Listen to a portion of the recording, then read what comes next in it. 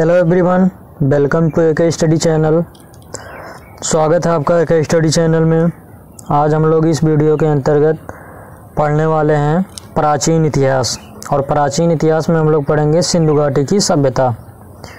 तो चलिए हम लोग शुरू करते हैं, अपने टॉपिक पर आते हैं। सिंधु घाटी की सभ्यता। पहला प्रश्न आपका है दोस्तों, यदि वीडियो पसंद आए तो बाद में चैनल को सब्सक्राइब करना ना भूलें। बाद में क्या, चैनल इसी समय सब्सक्राइब कर दें, क्योंकि आप लोग भूल जाते हैं। चैनल सब्सक्राइब कर दें, और जब पसंद आए वीडियो तो लाइक करना बिल्कुल ना भूलें। और इस वीडियो में बहुत ही महत्वपूर्ण प्रश्न सम्मिलित किए गए हैं, इसलिए वीडियो शुरू से अंत तक देखिए, तभी कुछ समझ में आने वाला है। और इस वीडियो के माध्यम से आप लोग टेस्ट भी दे सकते हैं।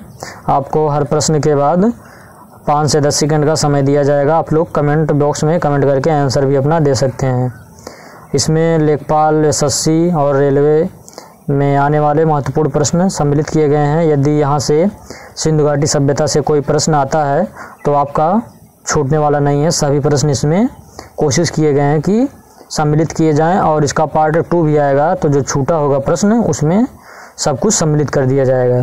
तो चलिए आगे। आपका सिंधु घाटी की सभ्यता निम्न में से किस सभ्यता के समकालीन नहीं थी? तो दोस्तों, इस प्रश्न में पूछ रहा है कि जो सिंधु घाटी की सभ्यताएं निम्नलिखित में से कुछ सभ्यताएं दी गई हैं, कह रहा निम्नलिखित में से किस सभ्यता के समकालीन, मतलब उसके समय नहीं थी सिंधु घाटी की सभ्यता। तो आपका जो आप लोग को यदि पता हो तो आप लोग बताएं।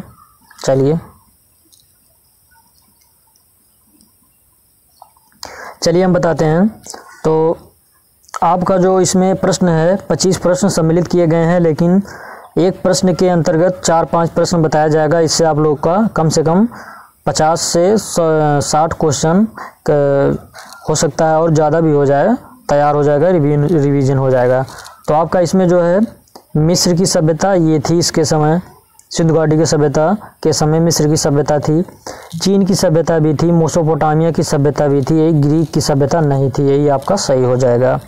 और इस प्रश्न को उल्टा करके इस तरह से भी पूछ सकता है। मान लीजिए दे दिया 3 सभ्यता दे देगा जो इसके समय नहीं थी, और पूछ लेगा निम्न में से कौन सी सभ्यता सिंधु घाटी सभ्यता के समकालीन थी।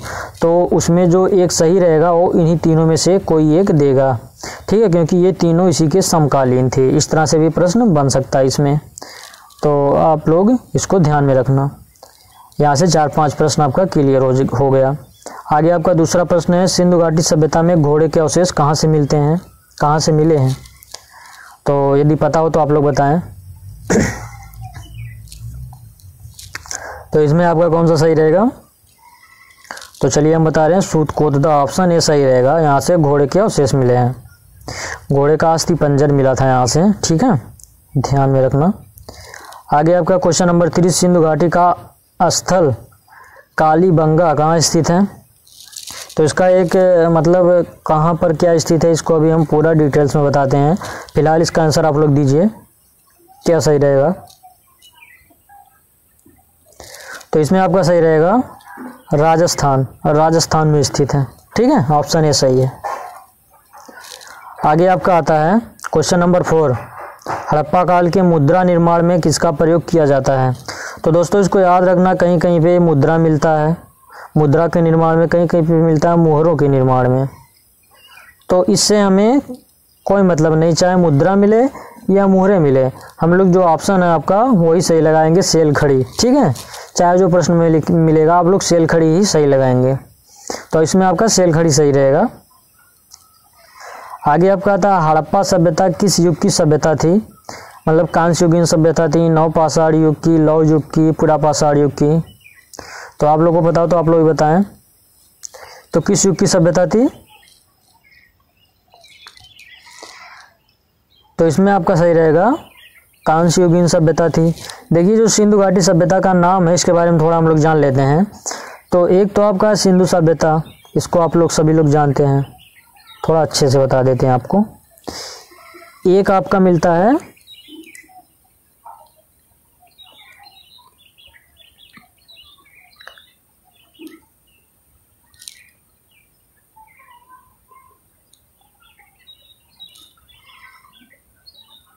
आपका मिलता है सिंधु सभ्यता, ठीक है। एक मिनट बच्चों, सिंधु सभ्यता मिलता है। इसी को कहीं कहीं पे इस तरह से भी लिखा जाता है सिंधु घाटी की सभ्यता, और इसी का नाम मिलता है हड़प्पा सभ्यता, और इसी के लिए मेहुला शब्द का भी प्रयोग किया गया है, और इसी को कहा जाता है कांस्य युगीन सभ्यता। ये जो आपका ऑप्शन में है। तो थोड़ा इसके बारे में हम लोग जान लेते हैं। तो आपका क्या है इसमें, ये जो हड़प्पा नाम इसका क्यों पड़ा, क्योंकि इसकी जो खोज हुई थी 1921 ईस्वी में दयाराम साहनी के द्वारा खोजा गया था ये स्थल। तो इसकी जो खोज हुई थी पाकिस्तान में, पाकिस्तान के मोंटगोमरी ज़िला में एक हड़प्पा नाम का जगह था, स्थान था, वहीं पर इसकी खोज हुई थी, इसलिए इसका नाम हड़प्पा सभ्यता पड़ा। ये आपका क्लियर हुआ। दूसरा आता है सिंधु घाटी की सभ्यता क्यों कहा जाता है, क्योंकि सिंधु नदी जो है उसी के किनारे अर्थात उसी के घाटी में सभ्यता मिली, इसीलिए इसका नाम पड़ा सिंधु घाटी की सभ्यता। समझ में आया कि नहीं आया। और कांस्य युगीन सभ्यता क्यों कहा जाता है, क्योंकि यहाँ पर कांसे का उपयोग ज़्यादा मिला है। यहाँ के लोग क्या करते थे, तांबा और टिन, बहुत इम्पॉर्टेंट है, सब ध्यान रखना, तांबा और टिन इसको मिला के कांसा बनाना जानते थे, ठीक है। तो इसको इन दोनों को मिला के कांसा बनाते थे। तो चलिए हम लोग टॉपिक वाइज नहीं पढ़ रहे हैं, फिर भी इतना आप लोग जानते रहिए। अगला क्वेश्चन आपका है सिंधु घाटी सभ्यता के लोगों का मुख्य व्यवसाय क्या था, बताएं आप लोग। तो इसमें आपका सही रहेगा व्यापार। क्या सही रहेगा, व्यापार, ठीक है। अगला आपका हड़प्पा वासी थे, मतलब ग्रामीण थे, शहरी थे, जनजाति थे, खानाबदोश थे। तो इस तरह से अगर मिलेगा तो इसको भी हम आप लोग को थोड़ा समझा दें। तो दोस्तों यदि कहीं पे सिंधु घाटी सभ्यता मिलता है या सिंधु सभ्यता मिलता है, ठीक है, या हड़प्पा मिलता है, ध्यान रखना बहुत ध्यान से। तो ये कैसे थे, इनकी जो नगरीय व्यवस्था थी, कैसी व्यवस्था थी इनकी, नगरीय व्यवस्था। तो कहीं पे सिंधु घाटी सभ्यता मिले या हड़प्पा सभ्यता मिले, वहाँ पे आप लोग नगरीय अर्थात शहर लगाएंगे, ठीक करेंगे। लेकिन यदि आपको मिल जाता है वैदिक सभ्यता, वैदिक सभ्यता आगे पढ़ाया जाएगा तो बताया जाएगा। तो वैदिक सभ्यता यदि आपको मिलता है तो ग्रामीण सभ्यता उनकी थी। कैसी सभ्यता थी, ग्रामीण। तो बस इतना आप लोग जानते रहिए। तो आगे आप कहता है हड़प्पावासी किस वस्तु के उत्पादन में सर्वप्रथम थे। तो यहाँ से भी 2 क्वेश्चन आपके बनते हैं, सब बताया जाएगा। आप लोग कमेंट बॉक्स में कमेंट करके आंसर बताएं यदि पता हो। तो हड़प्पावासी किस वस्तु के उत्पादन में सर्वप्रथम थे। तो एक आपका क्वेश्चन बनता है विश्व में सर्वप्रथम चांदी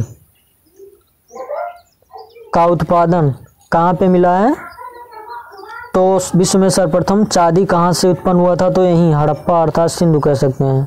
सबसे पहले यहीं पर चांदी की खोज हुई थी, समझ लो, याद रखना, बहुत ही महत्वपूर्ण है। और इसमें क्या है, गेहूं से परिचित थे ऐसी बात नहीं वो लोग भी, लेकिन सर्वप्रथम यहाँ पर कपास की खेती, अर्थात इसमें आपका कपास सही मिलता है, ठीक है।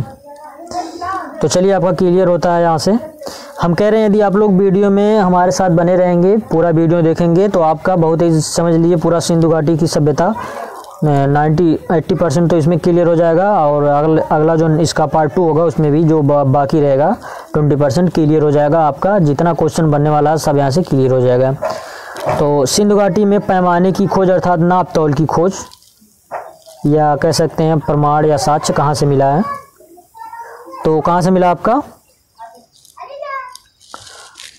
तो ज़्यादा समय हम आप लोग को नहीं देंगे आंसर देने के लिए, नहीं तो वीडियो बहुत लंबा हो जाएगा। तो लोथल से मिला है। आप लोग को आंसर देना है, तुरंत कमेंट करिए। लोथल से मिला। लोथल आपका कहाँ है, गुजरात में है। हड़प्पा के लोगों की सामाजिक पद्धति कैसी थी, उचित समतावादी, दास श्रमिक, वर्ण आधारित, जाति आधारित। क्या सही हो सकता है इसमें, इसमें आपका रहेगा उचित समतावादी। अगला आपका क्वेश्चन नंबर 11 है सिंधु सभ्यता का बाग किसे कहा जाता है या किसे कहा गया। कौन सा सही रहेगा इसमें, सिंधु सभ्यता का बाग। तो सिंधु सभ्यता का बाग आपका कहा गया है मोहनजोदड़ो को। ऑप्शन बी इसमें सही है। आगे आपका था हड़प्पा सभ्यता के संपूर्ण क्षेत्र का आकार किस प्रकार था, वर्गाकार, आयताकार, त्रिभुजाकार, गोलाकार। आप लोग इसमें कमेंट करके बताएंगे हड़प्पा सभ्यता या सिंधु सभ्यता का जो क्षेत्रफल मिलता है, क्षेत्रफल कितना था। किसी को पता हो तो बताएं, तुरंत बताएं, जान जाएंगे कि आप लोग पढ़ाई कर रहे हैं। तो त्रिभुजाकार था इसका आकार, ठीक है। इसका क्षेत्रफल आप लोग बताएंगे कितना था। आगे आपका है हड़प्पा सभ्यता के अंतर्गत एक बात और बताते क्षेत्रफल के बारे में। जो आप लोग ऊपर अभी पहले प्रश्न में 3 सभ्यताएं देखे हैं, तो उस सिंधु घाटी सभ्यता के समकालीन सभ्यताएं भी थीं, लेकिन सबसे बड़ा यदि पूछा जाए, क्वेश्चन इस तरह से बन भी सकता है, तो सबसे बड़ा क्षेत्रफल किसका था, इसी का था, सिंधु घाटी की सभ्यता का था। तो हड़प्पा सभ्यता के अंतर्गत हल से जोते गए खेत कहाँ से मिले हैं, हल से जोते गए खेत ये आपका कालीबंगा से ही मिले हैं। कालीबंगा कहाँ है, राजस्थान में। आगे आपका आता है सिंधु सभ्यता में ईंटों का साक्ष्य कहाँ से मिला है, ईंटों का साक्ष्य कहाँ से मिला है। तो कौन सा इसमें सही रहेगा, लोथल, ईंटों का साक्ष्य लोथल से मिला है। अगला आपका मोहनजोदड़ो कहाँ स्थित है। दोस्तों टाइपिंग पर मत जाना, क्योंकि हिंदी में क्या होता है, जहाँ से हम टाइपिंग करते हैं कुछ अक्षर कुछ वर्ड हिंदी के मिलते नहीं हैं, तो आप लोग उतना आप लोग समझ जाना, समझदार खुद हो आप लोग तो एग्ज़ाम क्वालिफाई करने वाले हो, तो इस पर उतना ध्यान नहीं देंगे। तो आपका मोहनजोदड़ो कहाँ स्थित है, बताएं यदि पता हो तो। आपका सिंध, पाकिस्तान, ठीक है।